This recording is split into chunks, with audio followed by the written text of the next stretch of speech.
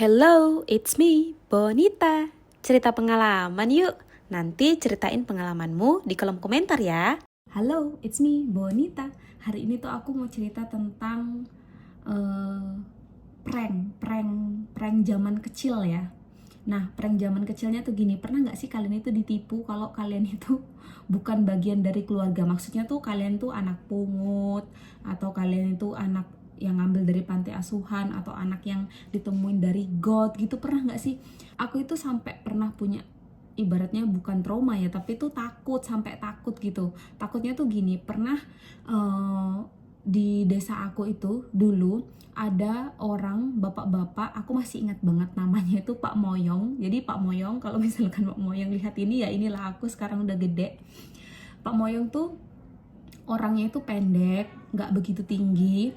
Terus tuh dia suka naik motor, tapi di belakangnya itu dikasih gerobak gitu, karena orangnya itu yang ini loh, tukang ngambil-ngambil koprah gitu di desa aku. Nah, kalau misalkan orang itu udah lewat kan pakai bajunya itu pakai kaos oblong, celana pendek, jadi tuh kayak menakutkan gitu, kayak seram. Sampai-sampai tuh kalau misalkan orang itu lewat, aku tuh langsung lari duluan, karena mama aku tuh bilang bahwasanya kamu tuh anaknya Pak Moyong loh, kamu itu bukan anaknya mama, kamu itu cuman dititipin, nanti kalau kamu gede tuh kamu mau diambil sama Pak Moyong. Tuh aku tuh bener-bener sampai takut banget, maksudnya nggak mau, aku nggak mau jadi anaknya, soalnya tuh bener-bener sangar, bener-bener menakutkan.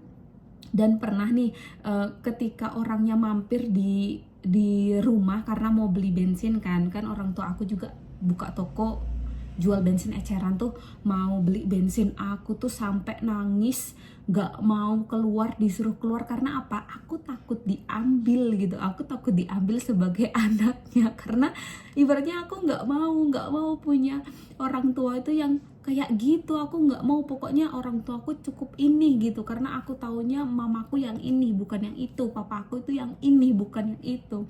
Pernah gak sih kalian itu mengalami kejadian-kejadian kayak gitu? Dan entah kenapa kalau misalkan mereka garani itu, mereka tuh ketawa puas, bahagia gitu, sedangkan kita tuh ketakutan gitu. Pranknya itu bener-bener membekas sampai sekarang.